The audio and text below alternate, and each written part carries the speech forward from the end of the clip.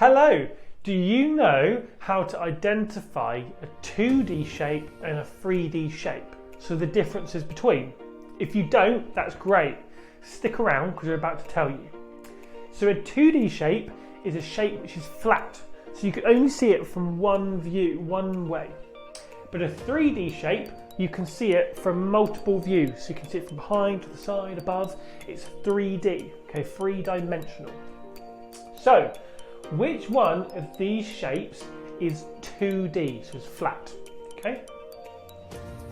Well done, okay? So the 2D shapes here are an octagon and a triangle.